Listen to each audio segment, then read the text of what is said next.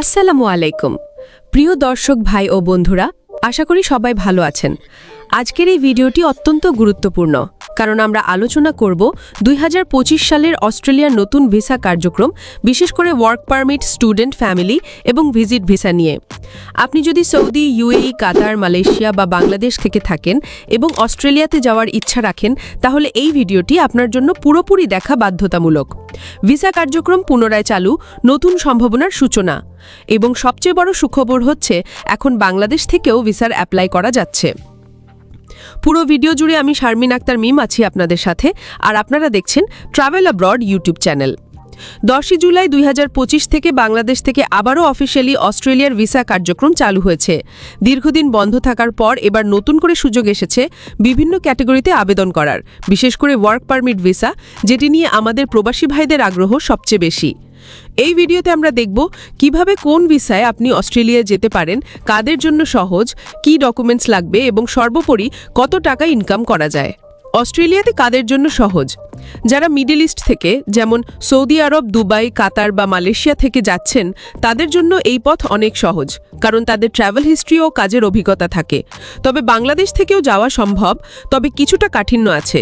এজন্য দরকার যথাযথ ডকুমেন্টেশন, দক্ষতা এবং ইংরেজির উপর নিয়ন্ত্রণ। অস্ট্রেলিয়ার প্রধান visa category: 1. Work permit visa. Skilled ওয়ার্কারদের জন্য এই ভিসা। ইংরেজি স্কিল থাকতে হবে IELTS, PTE কমপক্ষে 5। নির্দিষ্ট পেশাগুলোর চাহিদা অনুযায়ী আবেদন করতে হবে, স্কিল্ড অকুপেশন লিস্ট অনুযায়ী। ট্রেড লাইসেন্স বা পূর্বাভিজ্ঞতা থাকলে অগ্রাধিকার পাওয়া যায়। মারা রেজিস্টার্ড এজেন্টের মাধ্যমে অথবা নিজে নিজে অনলাইনে আবেদন করা যায়। 2025 সালের সেপ্টেম্বরে কিছু কোম্পানি সরাসরি ওয়ার্ক পারমিটে লোক নেবে। 2. Student visa. সবচেয়ে জনপ্রিয় এবং নিরাপদ উপায়। উচ্চশিক্ষার পাশাপাশি কাজ করার সুযোগ থাকে। অধিকাংশ প্রবাসী এই ভিসায় গিয়ে পরবর্তীতে সেটেল হয়েছে। Bank solvency, IELTS, admission letter ইত্যাদি থাকতে হবে। 3. Family visa. অস্ট্রেলিয়াতে যদি আপনার আত্মীয় থাকে, তারা স্পন্সর করলে এই ভিসায় যেতে পারবেন। আবেদনের সময় রিলেশনশিপ প্রমাণপত্র ও তাদের PR বা সিটিজেনশিপ কাগজ লাগবে। 4. Visit visa. পর্যটনের উদ্দেশ্যে দেওয়া হয়, ট্রাভেল হিস্ট্রি থাকতে হবে, আর্থিক সামর্থ্য ও ভ্রমণের প্রমাণ দিতে হয়। আপনি কোন বিষয়ে যেতে আগ্রহী সেটি কমেন্টে জানাতে একদমই ভুলবেন না, আর আপনার কোনো মতামত থাকলে কমেন্টে জানাতে পারেন। ভুয়া এজেন্সি ও প্রতারণা থেকে সাবধান। ইদানিং কিছু ইউটিউবার ও এজেন্সি বলে থাকে মাত্র 2 লাখ টাকায় অস্ট্রেলিয়া চলে যান, নিজে নিজে আবেদন করুন, কোনো দালাল লাগবে না। এসব কথা পুরোপুরি ভুল। কোনো সরকার বা কোম্পানি হুট করে হাজার হাজার লোক নিবে, এমন কোনো খবর এদের ছাড়া আর কেউ জানে না। এটা বুঝেই আপনি সতর্ক থাকুন। তাছাড়া এমন কথাও শোনা যায় যে কোম্পানির অধীনে গেলে প্রথম 5-6 মাস বেতন কেটে রাখা হবে। এটা সম্পূর্ণ মিথ্যা, এবং অস্ট্রেলিয়ার মতো একটি উন্নত দেশে এসব পদ্ধতি মানা হয় না। এখানে প্রতিদিন গড়ে 30,000 টাকারও বেশি ইনকাম করা যায়।